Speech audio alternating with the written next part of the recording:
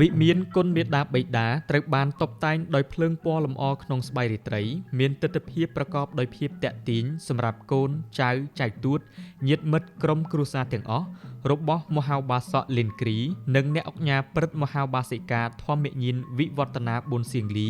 ក៏ដូចជាប្រជាពលរដ្ឋរស់នៅភូមិ2ឃុំរកាខ្នុលស្រុកក្រូចឆ្មាខេត្តត្បូងឃ្មុំ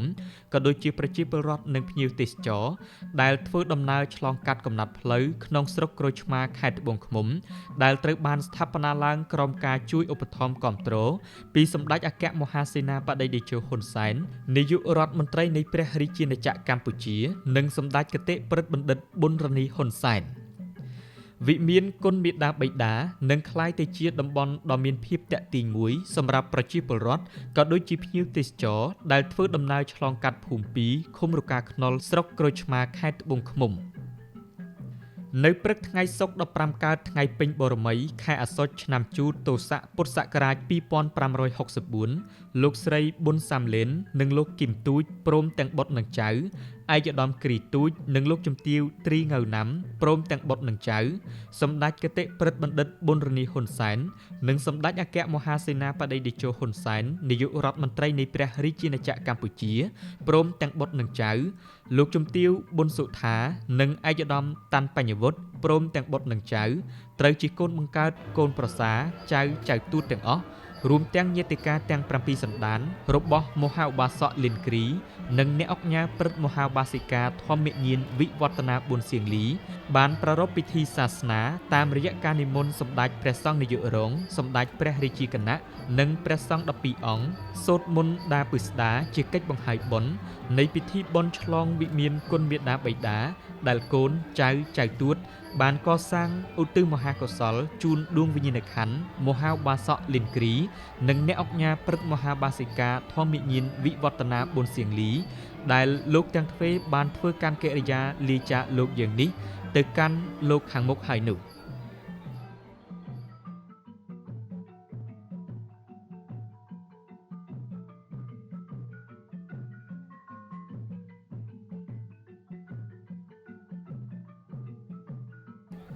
ពិធីតាមបែបសាសនានោះបានប្រារព្ធធ្វើឡើងក្រោមកិច្ចដឹកនាំរបស់អ្នកអង្គការព្រះស្ដេចហេងកឹមគុណធម្មការព្រះបរមរាជវាំងសម្ដេចតេជោនាយករដ្ឋមន្ត្រីនិងសម្ដេចគតិព្រឹទ្ធបណ្ឌិតសម្ដេចឯកឧត្តមលោកជំទាវកូនចៅចៅទួតញាតិកាទាំង7សន្តានរបស់មហាឧបាសកលិនគ្រីនិងអ្នកអង្គការព្រឹទ្ធមហាឧបាសិកាធម្មញាណវិវឌ្ឍនាប៊ុនសៀងលីព្រមទាំងសម្ដេចឯកឧត្តមលោកជំទាវអ្នកអង្គការលោកអង្គការអស់លោកស្រីតំណាងគ្រប់ស្ថាប័នរបស់ព្រះរាជាណាចក្រកម្ពុជាបានធ្វើបទនមស្ការព្រះរតនត្រ័យថ្វាយបង្គំព្រះពុទ្ធរូបថ្វាយបង្គំព្រះសង្ឃដើម្បីរំលឹកដល់គុណបុណ្យព្រះសម្មាសម្ពុទ្ធព្រះបរមគ្រូនៃយើងដែលព្រះអង្គត្រាស់ដឹងនៅអនុត្តរសម្មាសម្ពុទ្ធញ្ញាណនិងព្រះធម៌វិន័យដ៏វិសេសវិសាលបន្សល់ទុកឲ្យពុទ្ធបរិស័ទគ្រប់ជំនាន់គោរពប្រតិបត្តិជារៀងដរាបរហូតមកដល់បច្ចុប្បន្ននិងទៅអនាគតពុទ្ធឱវាទនិងធម៌វិន័យរបស់ព្រះពុទ្ធបរមគ្រូគឺជាប្រទីបបំភ្លឺផ្លូវដល់មនុស្សលោកគ្រប់រូបឲ្យប្រកាន់នៅអំពើល្អអំពើជាកុសលលះបង់នៅអំពើបាបអំពើជាអកុសលដើម្បីសាងនៅកុសលទានតម្កល់ទុកសម្រាប់អនាគតជាតិពិសេសទៅទៀតនោះពុទ្ធបរិស័ទគ្រប់រូបត្រូវតែគោរពប្រតិបត្តិនិងដឹងគុណចំពោះបុព្វការីជនមានមេត្តាបិតាទាំងរូបលោកនៅមានអាយុសង្ខារក្តីឬទទួលមរណភាពទៅហើយក្តី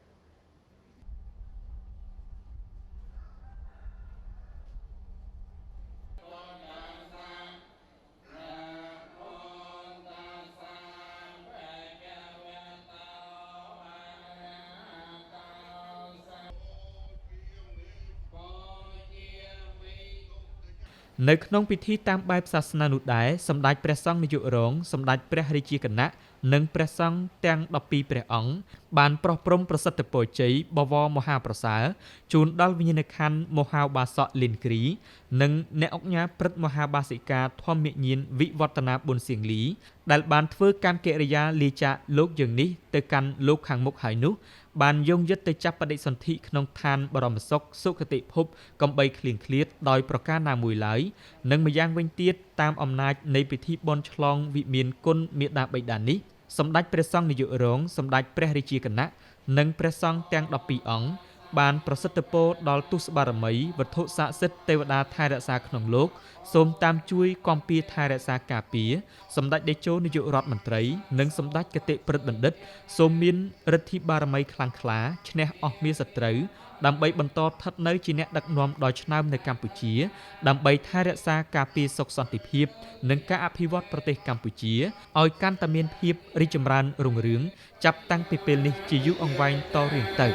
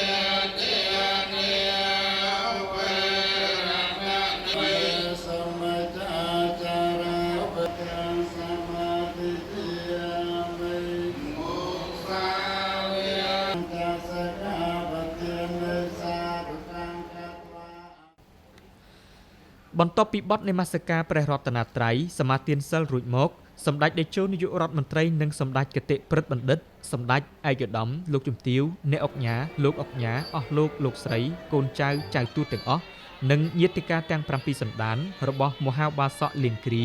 និងអ្នកអង្គញាព្រឹទ្ធមហាបាសិកាធម្មញាណវិវឌ្ឍនាប៊ុនសៀងលីព្រមទាំងញាតិមិត្តជិតឆ្ងាយទាំងអស់អញ្ជើញរាប់បាតសម្ដេចព្រះសង្ឃនាយករងសម្ដេចព្រះរាជាគណៈនិងព្រះសង្ឃទាំង12អង្គដើម្បីព្រះសង្ឃគ្រប់អង្គសូត្រនៅធម៌សកបករណាភិធម្មបាំងស្គលស្វាធ្យាយព្រះសតករណាភិធម្មពឹស្ដាពហុទេវាឆ្លងបតិទានគាថាជាកិច្ចឧទ្ទិសបញ្ជូននៅកុសលផលបុណ្យដែលកើតមានឡើងក្នុងថ្ងៃបុណ្យឆ្លងនៃពិធីបុណ្យវិមានគុណមេដាបិតាឧទ្ទិសជូនមហាកុសលដួងវិញ្ញាណក្ខន្ធមហាបាសកលិនគ្រីនិងអ្នកអង្គញាព្រឹទ្ធមហាបាសិកាធម្មញាណវិវឌ្ឍនាប៊ុនសៀងលីដែលបញ្ចុះនៅទីឋាននៃវិមានគុណមេដាបិតានៃភូមិកំណើតរបស់អ្នកមានគុណទាំងពីរក្នុងភូមិ2ឃុំរកាខ្នុលស្រុកក្រូចឆ្មាខេត្តត្បូងឃ្មុំ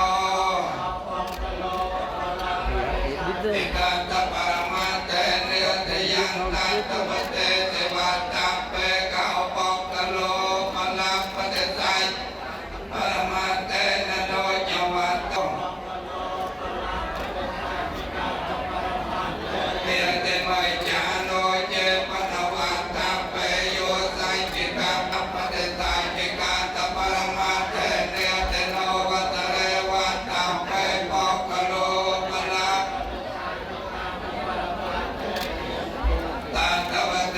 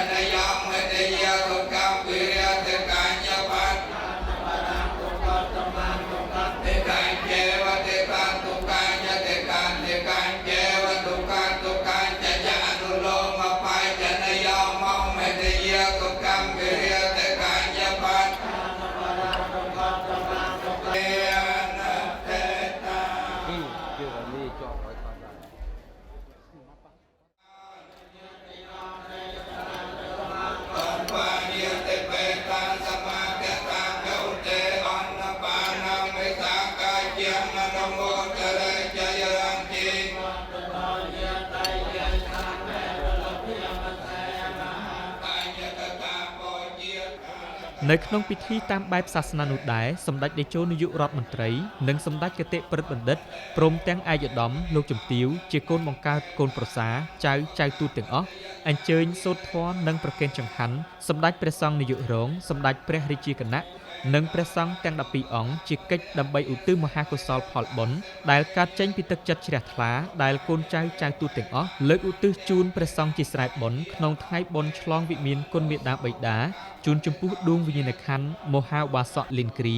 និងអ្នកអង្គញាព្រឹទ្ធមហាឧបាសិកាធម្មញាណវិវឌ្ឍនាប៊ុនសៀងលីដែលបានធ្វើកម្មកិរិយាលាចាកលោកយើងនេះទៅកាន់លោកខាងមុខហើយនោះសូមវិញ្ញាណក្ខន្ធលោកអ្នកមានគុណទាំងទ្វេមកទទួលនៅមហាកុសលដែលកូនចៅឧទ្ទិសជូនក្នុងទឹកចិត្តដ៏ជ្រះថ្លាតាមផ្លូវព្រះពុទ្ធសាសនានេះបានយងយឹតទៅចាប់បដិសន្ធិក្នុងឋានបរមសុខសុគតិភព នឹងទទួលបាននៅសម្បត្តិ3កំបីឃ្លៀងឃ្លាតដោយប្រការណាមួយចាប់តាំងពីពេលនេះតរៀងទៅ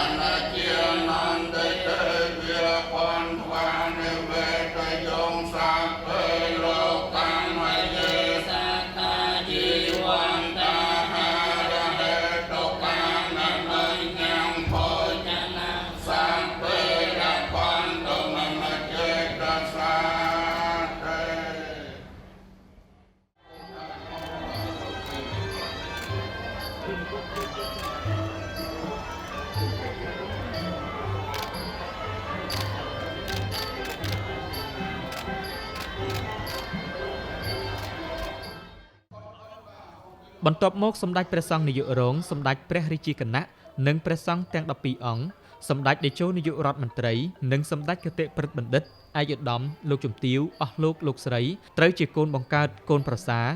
ចៅទូតទាំងអស់របស់មហាបាសកលៀនគ្រីនិងអ្នកអង្គញាព្រឹទ្ធមហាបាសិកាធម្មញាណវិវឌ្ឍនាប៊ុនសៀងលីបានប្រារព្ធពិធីបង្វិលពពិល7ជុំនៅជុំវិញភ្នូបញ្ចុះសពមហាឧបាសកលៀនគ្រីនិងអ្នកអង្គញាព្រឹទ្ធមហាបាសិកាធម្មញាណវិវឌ្ឍនាប៊ុនសៀងលីតាមជីវប្រវត្តិរបស់អ្នកអង្គញាព្រឹទ្ធមហាបាសិកាធម្មញាណវិវឌ្ឍនាបានឲ្យដឹងថាអ្នកអង្គញាព្រឹទ្ធមហាបាសិកាធម្មញាណវិវឌ្ឍនាប៊ុនសៀងលីប្រសូតនៅថ្ងៃ12កើតខែពិសាខឆ្នាំឆ្លូវពុទ្ធសករាជ2468ត្រូវនឹងថ្ងៃទី4ខែឧសភាឆ្នាំ1925ក្នុងគ្រួសារកសិករនៅភូមិកោះ3ពៃឃុំកោះ2ស្រុកក្រូចឆ្មាខេត្តកំពង់ចាមមានបិតានាមអោកប៊ុនមាតានាមណៃហ៊ូតអ្នកអង្គញាព្រឹទ្ធមហាបាសិកាធម្មញាណវិវឌ្ឍនាជាបុត្រីទី2ក្នុងចំណោមបងប្អូន4នាក់ក្នុងនោះមានស្រី3រូបនិងប្រុស1រូបកាលពីកុមារភាពអ្នកអង្គញាព្រឹទ្ធមហាបាសិកាធម្មញាណវិវឌ្ឍនាមិនបានចូលសិក្សារៀនសូត្រឲ្យបានជ្រៅជ្រះនោះទេលោកបានចំណាយពេលយុវវ័យដើម្បីតែជួយការងារមេដាបិតានៅក្នុងគ្រួសារប្រកបរបរធ្វើចំការដ៏លំបាកបំផុត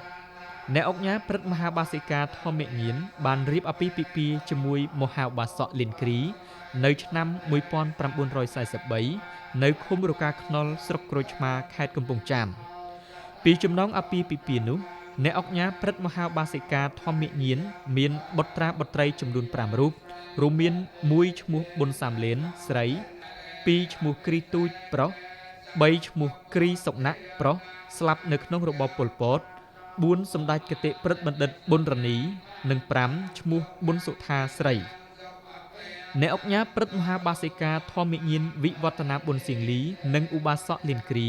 មានមុខរបរជាកសិករក្នុងការចិញ្ចឹមបុត្រាបុត្រីទាំង5នាក់ទោះមានភ្លៀងផ្គរក្តៅត្រជាក់យ៉ាងណាក៏អ្នកអង្គញាព្រឹទ្ធមហាបាសិកាធម្មញាណវិវឌ្ឍនាខិតខំប្រឹងប្រែងប្រកបរបរចិញ្ចឹមជីវិតដោយសុចរិតយុត្តិធម៌និងលះបង់សេចក្តីសុខផ្ទាល់ខ្លួនដើម្បីឲ្យកូនទាំង5នាក់បានរៀនសូត្រចេះដឹងនិងមានមុខរបរសមរម្យគ្រប់គ្នានៅឆ្នាំ1970ដល់ឆ្នាំ1975អ្នកអង្គញាព្រឹទ្ធមហាបាសិកាធម្មញាណវិវឌ្ឍនានិងគ្រួសារបន្តប្រកបមុខរបរនៅក្នុងស្រុកកំណើតកាលនោះជាតំបន់រំដោះពីឆ្នាំ1975ដល់ឆ្នាំ1979អ្នកអង្គញាព្រឹទ្ធមហាបាសិកាធម្មញាណនិងក្រុមគ្រួសារត្រូវបានរបបប្រល័យពូជសាសន៍បង្ខំឲ្យធ្វើការជាទម្ងន់ដូចជាប្រជាជនទូទៅនៅក្នុងទូទាំងប្រទេសទាំងមូលដែរប៉ុន្តែប្រការឲ្យកត់សម្គាល់និងសោកស្ដាយនោះគឺអ្នកអង្គញាព្រឹទ្ធមហាបាសិកាធម្មញាណវិវឌ្ឍនាបានបាត់បង់ស្វាមីជាទីស្រឡាញ់បំផុតនៅដើមឆ្នាំ1980ដោយត្រូវបានក្រុមបាតដៃប្រឡាក់ឈាមប៉ុលពតសម្លាប់នៅលើផ្ទះនៅក្នុងភូមិទី2ឃុំរកាខ្នុលស្រុកក្រូចឆ្មាខេត្តត្បូងឃ្មុំក្រោយពីបាត់បង់ស្វាមីជាទីស្រឡាញ់អ្នកអង្គញាព្រឹទ្ធមហាបាសិកាធម្មញាណវិវឌ្ឍនាបាននាំក្រុមគ្រួសារមករស់នៅទីក្រុងភ្នំពេញចាប់តាំងពីឆ្នាំ1985រហូតដល់សព្វថ្ងៃ នៅក្នុងជីវិតរបស់អ្នកអង្គការព្រឹទ្ធមហាបាសិកាធម្មញាណវិវឌ្ឍនាបានបន្សល់ទុកនៅស្នាដៃខាងសាសនានិងសង្គមជាច្រើនជាអាតកសាងដំបូលព្រះវិហារកសាងដំបូលព្រះវិហារលំភិនីវ័ននគរកសិនរារាជធានីព្រះសារវ័នប្រទេសនេប៉ាល់ចំនួនទឹកប្រាក់$18,000វត្តព្រែកចល័កកសាងសាលាឆាន់មួយខ្នងអស់ទឹកប្រាក់$38,000កុដិមួយខ្នងអស់ទឹកប្រាក់$45,000កសាងព្រះពុទ្ធរូប5អង្គអស់ទឹកប្រាក់$30,000វត្តពោធិសាលក្នុងឃុំបឹស2ស្រុកក្រូចឆ្មាខេត្តត្បូងឃ្មុំកសាងសាលាឆាន់អស់ទឹកប្រាក់$73,000កសាងព្រះវិហារឃុំគោកព្រិចស្រុកគិរីវង្សខេត្តតាកែវអស់ទឹកប្រាក់$295,200វត្តអំពើវ័នកសាងព្រះវិហារឃុំជំនិតអស់ទឹកប្រាក់$19,700កសាងសាលាឆាន់អស់ទឹកប្រាក់$127,000កសាងដំបូលព្រះពុទ្ធអស់ទឹកប្រាក់$50,000វត្តលួងឃុំរកាខ្នុលស្រុកក្រូចឆ្មាខេត្តត្បូងឃ្មុំកសាងសាលាឆាន់ព្រះវិហារអស់ទឹកប្រាក់$162,000វត្តឈូកឃុំឈូកស្រុកក្រូចឆ្មាខេត្តត្បូងឃ្មុំកសាងព្រះវិហារអស់ទឹកប្រាក់$50,000វត្តសុវណ្ណមនីហៅវត្តចំពោះក្អែកកសាងមហាកុដិសាលាពុទ្ធកបឋមសិក្សាអស់ទឹកប្រាក់$22,500វត្តលង្កាកសាងមហាកុដិអស់ទឹកប្រាក់$38,912វត្តបតុងវតីកសាងមហាកុដិសាលាធម្មសភាកុដិអស់ទឹកប្រាក់$53,000វត្តច័ន្ទបុរីវង្សកសាងព្រះវិហារសាលាធម្មវិន័យសាលាហៅត្រៃអស់ទឹកប្រាក់$407,000វត្តមុនីប្រសិទ្ធិវង្សកសាងសាលាធម្មសភាអស់ទឹកប្រាក់$315,000កសាងប្រាសាទព្រះគោព្រះកែវស្ថិតនៅស្រុកត្រាំកក់ខេត្តតាកែវអស់ទឹកប្រាក់$35,000សាលារៀនវត្តអារាមសាលាឆាន់ម៉ាស៊ីនភ្លើងអណ្ដូងទឹកស្រះទឹកនិងការឧបត្ថម្ភផ្សេងៗទៀតដែលមិនបានរៀបរាប់អស់ដោយសារស្នាដៃដ៏ធំធេងក្នុងវិស័យសាសនានិងសង្គមអ្នកអង្គការព្រឹទ្ធមហាបាសិកាធម្មញាណវិវឌ្ឍនាទទួលបាននូវគ្រឿងឥស្សរិយយសជាតិតុបការព្រមទាំងគ្រឿងឥស្សរិយយសថ្នាក់ខ្ពស់របស់ជាតិជាច្រើនគ្រឿងទៀតនៅថ្ងៃទី30ខែវិច្ឆិកាឆ្នាំ2019ព្រះករុណាព្រះបាទសម្ដេចព្រះបរមនាថនរោត្តមសីហមុនីព្រះមហាក្សត្រនៃព្រះរាជាណាចក្រកម្ពុជាបានប្រោសព្រះរាជទានក្រមងារមហាបាសិកាប៊ុនសៀងលីជាអ្នកអង្គការព្រឹទ្ធមហាបាសិកាធម្មញាណវិវឌ្ឍនាប៊ុនសៀងលីអ្នកអង្គការព្រឹទ្ធមហាបាសិកាធម្មញាណវិវឌ្ឍនាមានសុខភាពល្អរឹងមាំទោះបីមានព្រះជន្ម95វស្សាហើយក៏ដោយទើបតែដល់ថ្ងៃប្រហោះ10រោចខែកដឹកឆ្នាំកុលឯកស័កពុទ្ធសករាជ2563ត្រូវនឹងថ្ងៃទី21ខែវិច្ឆិកាឆ្នាំ2019អ្នកអង្គការព្រឹទ្ធមហាបាសិកាធម្មញាណវិវឌ្ឍនាមានជំងឺធ្ងន់តម្រូវអញ្ជើញចូលព្យាបាលជំងឺនៅមន្ទីរពេទ្យកាល់ម៉ែតបន្ទាប់ពីសង្គ្រោះបន្ទាន់នៅមន្ទីរពេទ្យអ្នកអង្គការព្រឹទ្ធមហាបាសិកាធម្មញាណវិវឌ្ឍនាបានធូរស្បើយនិងបានមកព្យាបាលបន្តនៅគេហដ្ឋានចាប់ពីថ្ងៃទី13ខែមករាឆ្នាំ2020នៅមន្ទីរពេទ្យក៏ដូចជានៅគេហដ្ឋានលោកគ្រូពេទ្យវេជ្ជបណ្ឌិតជំនាញជំងឺច្រើនរូបបានប្រឹងប្រែងយកចិត្តទុកដាក់និងបានប្រើប្រាស់ឱសថជាច្រើនមុខដើម្បីព្យាបាលជំងឺជរាពាធរបស់អ្នកអង្គការព្រឹទ្ធមហាបាសិកាធម្មញាណវិវឌ្ឍនាអត់មានធ្វេសប្រហែស1នាទីណាសោះឡើយប៉ុន្តែទោះបីលោកគ្រូពេទ្យវេជ្ជបណ្ឌិតគ្រប់ជំនាញបានខិតខំប្រឹងប្រែងបំពេញភារកិច្ចតាមមុខជំនាញយ៉ាងណាក៏មិនអាចស្រោចស្រង់ជីវិតអ្នកអង្គការព្រឹទ្ធមហាបាសិកាធម្មញាណវិវឌ្ឍនាបានឡើយអ្នកអង្គការព្រឹទ្ធមហាបាសិកាធម្មញាណវិវឌ្ឍនាបានលាចាកលោកនេះទៅនៅម៉ោង 2:12 នាទីទៀបភ្លឺថ្ងៃ13កើតខែពិសាខឆ្នាំជូតទស័កពុទ្ធសករាជ2563ត្រូវនឹងថ្ងៃទី4ខែឧសភាឆ្នាំ2020នៅចំពោះមុខសេចក្តីទុក្ខសោកសង្វេគស្ដាយស្រណោះក្រៀមក្រំជាទីបំផុតហើយដែលចាប់ពីពេលនេះទៅកូនចៅទួតព្រមទាំងបងប្អូនញាតិមិត្តទាំងអស់លែងបានទទួលនៅការថ្នាក់ថ្នមព្រានប្រដៅការឲ្យពរជ័យនិងលែងបានឃើញវង្សភ័ក្ររបស់លោកអ្នកមានគុណទាំងទ្វេជារៀងរហូតនឹងគ្មានថ្ងៃវិលត្រឡប់វិញ